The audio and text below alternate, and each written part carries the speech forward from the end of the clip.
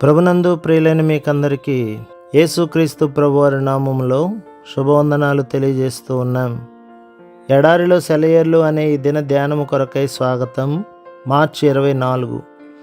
అప్పుడు యాకోబు, నా తండ్రి అయిన అబ్రహాము దేవా, నా తండ్రి అయిన ఇస్సాకు దేవా, నీ దేశమునకు నీ బంధువుల యొద్దకు తిరిగి వెళ్ళుము, నీకు మేలు చేసేదనని నాతో చెప్పిన యెహోవా, దయచేసి నన్ను తప్పించుము.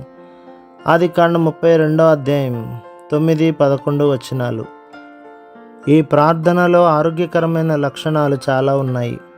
మన ఆత్మీయ అంతరంగాన్ని శ్రమల కొలిమిలో కరిగించి ఇలాంటి ప్రార్థన మూసలో పోయాలి. యాకోబు దేవుడు చేసిన వాగ్దానాన్ని ఉదహరించడంతో మొదలుపెట్టాడు ప్రార్థన. నువ్వు మాట ఇచ్చావు కదా అని 2 సార్లు ఈ ప్రార్థనలో అన్నాడు. ఇలా అనడంలో దేవుణ్ణి బుట్టలో వేసుకున్నట్టే అయింది. తన వాగ్దానాల ద్వారా దేవుడు మన అందుబాటులో ఉంటాడు. దేవా, నువ్వే అన్నావు కదా అని మనం ప్రార్థిస్తే ఆయన కాదనలేడు. తాను మాట ఇచ్చిన ప్రకారం నెరవేర్చవలసిందే. హేరోదు రాజే తను ఇచ్చిన మాటకి కట్టుబడి యోహాను తల నరికించాడు కదా. ఇక దేవుడు మాట తప్పడం ఎలా సాధ్యం? మనకి ఒక నిర్దిష్టమైన వాగ్దానం దొరికేలా ప్రార్థించాలి. ఇంకా దాన్ని చేతబట్టుకుని పరలోక ద్వారాలను కూడా బద్దలు కొట్టే శక్తి సంపాదించుకోవచ్చు. మన విజ్ఞాపనలు సూటిగా ఖచ్చితంగా ఉండాలి. ప్రత్యేకమైన విషయాల గురించి మనం ప్రార్థించాలని దేవుని అభీష్టం. శ్రమల భారాన్ని మోసుకుంటూ ఆయన్ని ఆశ్రయించిన వారిని ఆయన ప్రశ్నిస్తాడు. నేను నీ కొరకు ఏమి చేయాలనుకుంటున్నావు? దేవుని నుండి ఖచ్చితమైన జవాబు రావాలని నువ్వు కోరుకుంటే నీ ప్రార్థన కూడా ఖచ్చితంగా ఉండాలి. ప్రార్థనలకు జవాబు రావడం లేదని దిగులు పడుతుంటాము. మన ప్రార్థనలు డొంక తిరుగుడుగా ఉండడమే దీనికి కారణం. నీకు కావలసింది ఏమిటో స్పష్టంగా అడగాలి. ఖాళీ బ్యాంకు చెక్కు నీ దగ్గర ఉంది.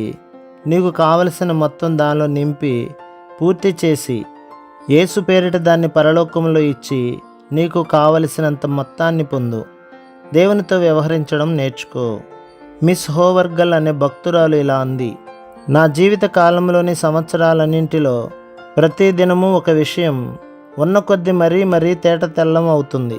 దేవుని మాటను గురించి శంకలు లేకపోవడము, ఆయన అన్న మాటలను తప్పక నెరవేరుస్తాడని నమ్మడం, తన నీతిని కృపను కనపరిచే ఆయన పలుకులను స్వీకరించడం, ఆయన వాగ్దానాలను ప్రతి అక్షరము యథాతథంగా నమ్మి నిరీక్షించడం. ఇవే క్రైస్తవ జీవితంలో గోచరమయ్యే శక్తి ఉత్సాహాల వెనుక ఉన్న రహస్యాలు. క్రీస్తు మీకిచ్చిన మాట, వాగ్దానం, ఆయన మీకోసం చేసిన త్యాగం, ఆయన రక్తం, వీటన్నిటినీ వెంట తీసుకువెళ్ళండి. పరలోకపు ఆశీర్వాదాలు మీకు దక్కకుండా ఎవరు కాదంటారో చూద్దాం.